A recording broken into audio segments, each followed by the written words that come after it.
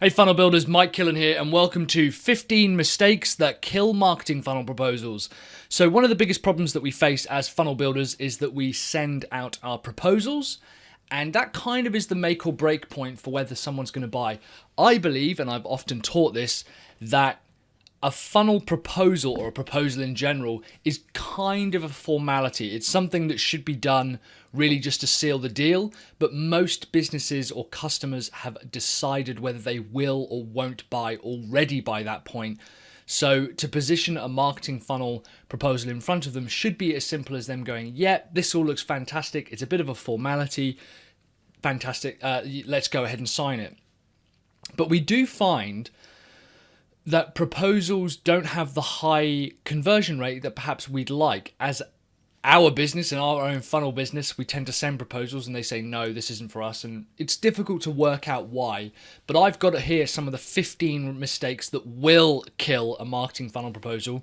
I think it's a huge misconception that doing just one of these will kill a conversion or kill a proposal entirely. They're not in any particular order. I've got a few of the longer ones and the more important ones kind of further towards the end, just to keep you watching, to help with my YouTube algorithm, obviously. And I do see a lot of funnel builders making these mistakes. The reality is if you make these mistakes over and over and over again, over a long period of time, it is going to kill your funnel proposal, conversion and close rate. Doing just one of these, and if you go back and go, I have done some of these, I have done one of these on a proposal, it's probably not that killed the proposal entirely. What you'll probably find is that the customer wasn't really willing to buy. A customer who is crazy, looking forward to working with you and they know that you can help them, they'll actually go back over the proposal with you and try and work out some of the kinks.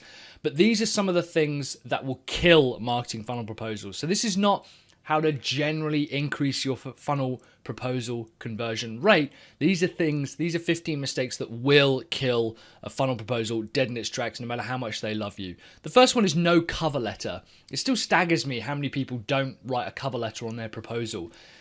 If you want to give a personalized, bespoke approach to your proposals without actually having to rewrite everything from scratch and redesign everything from scratch, include a cover letter. Our analytics show that it's the first red page. It obviously goes right at the top and it is the first red page, but they don't skip straight to the pricing if there's a proposal cover letter. They're very easy to write. I've even got a video on it, which I'll link later, on how to write the perfect cover letter. But a cover letter, while it might not kill your marketing funnel proposal, it might prevent it just from being read. It's a very easy thing to do. You just say, hey, we're really excited to work with you. Thanks very much. This is where you are at the moment. This is what we can do for you. It kind of sets the tone for the proposal and then you lead into the main thing. Number 2, too many images. We all love Unsplash. We all have our little favorite stock image library. But your proposal doesn't need to be chock full of stock images and people diligently working at their desks or people shaking hands making this face. You don't need any of that.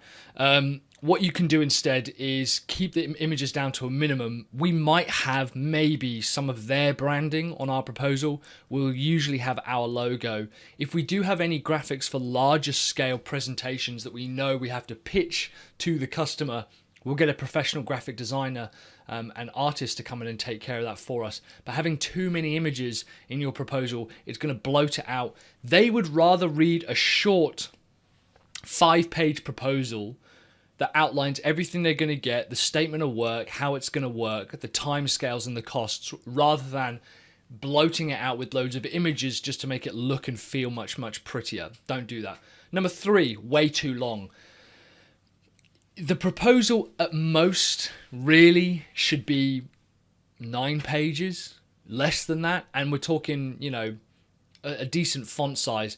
We sometimes get proposals through that are like 20, 30 pages and it kills it. I'm like, I do not need to read this. There's no way in hell that I need to go through this particular contract. I'm trying to think of the contract for our mortgage and even that wasn't that long. The easier you can make it for someone to understand what it is they're going to get from you, the easier it is for them to sign up. One of the big things that turns customers off, but we think we need to do, is to kind of over deliver on what they're going to get.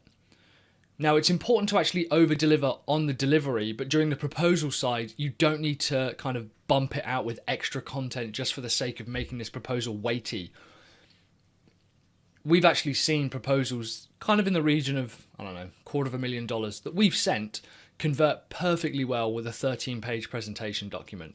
They don't need to have a very, very long proposal. If you're working with some very, very severe contracts and things, then maybe you need to have, a contract go over, but also that's kind of for lawyers to go over. The solicitors and lawyers should be going over that. Your proposal doesn't need to be that long.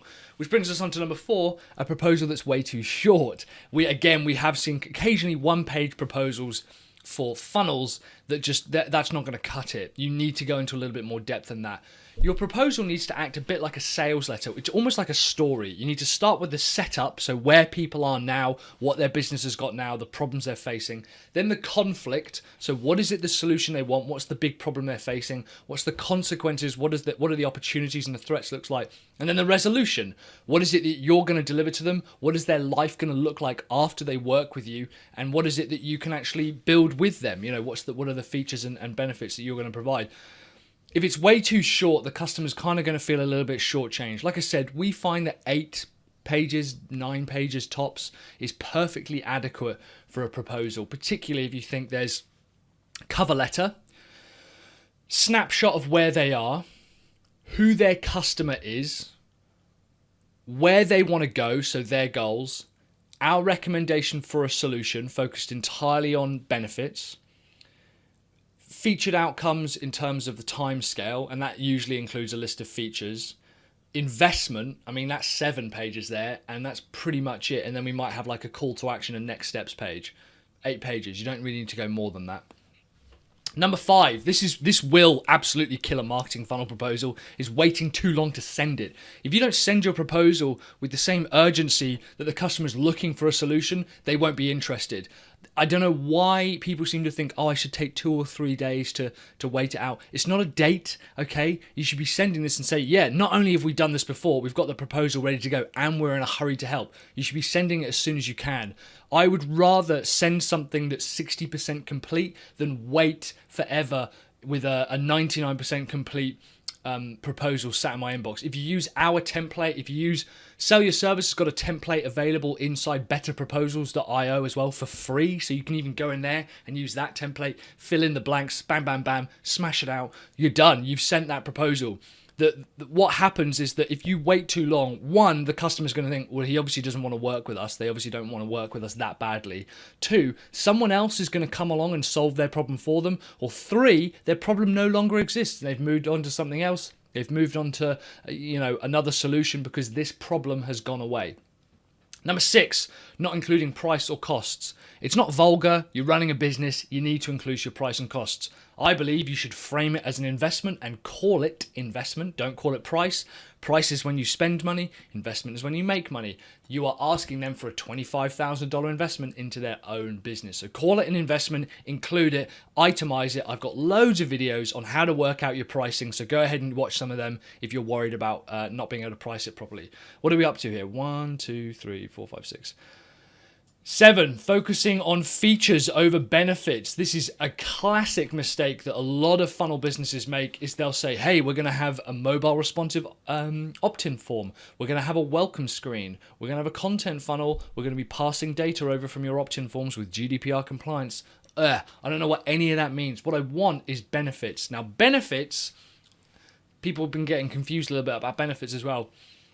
Benefits are not nice things that you deliver. It's what does their life look like? What does their business look like after you've worked with them? So going from we're going to install opt-in forms on all of your blog posts become we're going to convert all the visitors that come to your website into email leads that you can market to in the future on automation forever, 24 hours a day. That there is a way more appealing result and outcome than we're going to install opt-in forms on all of your blog content. So instead, you want to frame it as what does their business look like after you've worked with them. That's a huge deal. Right in the solution part, write out the solution and the benefits and the future that they're going to write out. Huge. Number number 8 is something that will kill a marketing funnel proposal faster than anything else, and that's forgetting to include a call to action or next steps. It destroys me how often we read a proposal that will go, yeah, this sounds great, the timescale looks great, the investment looks great, the solution looks perfect, is exactly what we want it for. And then I'm like, well, now what? And I have to email the person. I'm like, okay, now what? And they sort of dance around and they go, well, do you have any questions? No. What do I need to do? Well, if you're happy with the proposal, we'll think of some next steps. You need a deposit and you need me to sign the contract. That's what you should be saying. So in your next steps, you need to say, if you want us, or we can start working with you immediately, just send over a deposit and sign the contract or sign the proposal. Done. You don't want the doctor who's fixing your broken leg to sort of be like, okay, do you have any questions? No, my question is, when are you going to start? Like, fix the broken leg. And he goes, okay, well, I'll be outside. If you've got any questions, let me know. No. Tell me what I need to do next. You need to tell the customer what they have to do next. Number 9. This is something that will kill a marketing funnel proposal, but it happens way before you even write the proposal. Not asking for the budget. Absolutely critical that you ask for the budget from the customer and you say to them, as soon as you're engaged with them and they go, hey, we're looking for someone to help with our email marketing and our landing pages, our sales conversions, boost our website, whatever it is, whatever area you're focused on, for you at some point way before the proposal to not ask about the budget is going to kill your proposal. You have to say, fantastic, what budget do you have? What are you willing to spend on this project? How much is this project worth to you? How much is this problem worth to you? You have to find out. If they dance around it, I'll do a video on this about asking the budget. I've even got a few videos on asking for the budget, which I'll try and link below. But you have to ask for the budget. If you don't know it, then you're going to put in a price that could be way outside it. Number 10, following up after you've sent the proposal with an email saying, hey Mike, I was just wondering, have you read the proposal? No, not yet. Or yes, I have. What do you want me to do? Following up with have you read something is really, really weak. Now, some people teach like an anti-follow-up method of just sending content. That's fine. It does work. But in my opinion, asking someone and reminding them and saying, hey, I just wanted to let you know that our calendar is getting booked up. I really think that we should get in a time. Just wanted to let you know that in order for you to get started on this project and for us to eliminate the problems you've got, for us to be able to start ranking you higher on Google, for us to be able to start monetizing your email list, for us to be able to scale and grow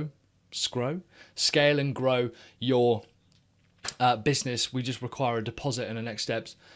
Those are the things you should be giving them prompts. Yeah, absolutely send them content in the style of an anti-follow-up, but I do also believe that you should be following up by telling them that they are still suffering from their problems. Number 11 is not following up at all, which is absolutely killer. The amount of people who send a proposal and they go and they say, we're really struggling with getting these conversions through. And I'm like, okay, well, let's look at your current proposals. Have you followed up with the current people you sent? No, we don't, because I don't want to be pushy. You're not being pushy. You're reminding them that you're there. You can help them. You've taken the time to write out this proposal. They've sat down with you this entire journey, and they're now not willing to get back to you. You need to follow up with them. So, number 11, follow up with them. Number 12, failing to present it to decision makers. This is... Okay, so we present all of our proposals to the customer. We actually sit down with them. We jump on a peer.in or Zoom, and we walk them through the proposal, and we send them the proposal during that call about 3/4 of the way through. So first of all, if you're not comfortable doing that, I would get comfortable doing it. But if you're never going to do that, that's absolutely fine. But the mistake a lot of funnel builders make is they send the proposal to one project manager rather than everyone. All the decision makers need to be in on this process, and you need to get the email address of the decision makers. Because if it goes through a project manager, but they don't have the final say, you might as well be talking to Robin rather than Batman. That's kind of the analogy that we use. You need to be talking to the decision makers and get their buy-in. And ideally, you should have had a meeting with them as well, particularly the purse string holders and the person who it really affects. Number 13, something that will kill a marketing funnel more than you might think, is waffling and repetition. You should be able to succinctly tell someone within 2 sentences, even one, what the proposal is about. We're going to help you convert all your email subscribers into sales within a year. Boom. We're going to help you generate $2 per lead for your email subscriber list. Boom. You should be able to really succinctly explain to someone what it is that they're going to do, what it is they're going to benefit from. They don't want to know necessarily granularity wise, brick for brick, what it is that you're going to do. It's a huge misconception that businesses want to know what you're going to do. What they want to know is the transformation they're going to be on. Stop waffling. Don't repeat yourself. Write it out first, go ahead, and then go back and cut it down by 50%. It should be at most 9 pages long, font 16, nice and easy to read, okay? Number 14, including really long and complex contracts. It doesn't make you look clever. It doesn't make you look bigger than you are. It makes you look like you're very difficult to work with and litigious, and it puts people off, so stop doing it. Number 15, the biggest reason that you will kill a marketing funnel proposal, more than anything, is not sending it. I've lost track of the amount of funnel builders who have said, oh, I'm really struggling with finding customers and leads. All right, well, how many proposals have you sent? First question I ask, how many proposals have you sent in the last 6 months? None. Right, okay. How many proposals have you written, or how many customers have asked for a proposal? Oh, 10. Right, so there's your problem. You're the problem, not the customer. The customer hasn't said no. The customer hasn't said it's too expensive. The customer hasn't said not today, the timescale's wrong. It's you. Not sending a proposal is a 100% fail rate. I would rather have a 1% close rate on proposals that I was sending rather than a 0% proposal close rate. You have to send the proposal. It's absolutely critical. So yeah, in summary there, no cover letter, too many images, way too long, way too short, waiting too long to send it, not sending or not including a price or costs, focusing on features over benefits, forgetting a call to action or next steps page, not asking for the budget, following up with really weak, have you read the proposal? Not following up at all, failing to present it to decision makers, waffling and repetition, including long and complex contracts, and finally, not sending it. If you've ever been guilty of any of these, and I have as well, I'm guilty of all of these, let me know in the comments below. If there's another mistake that you believe funnel builders make when sending marketing funnel proposals, let me know in the comments. I'd be really interested to hear what it is that you guys think that you suffer from, what it is that you do. So yeah, let me know in the comments, and I will see you on the next video. I am Mike from sellyourservice.co.uk. Speak to you later. Cheers, guys. Bye now. Keep building those funnels.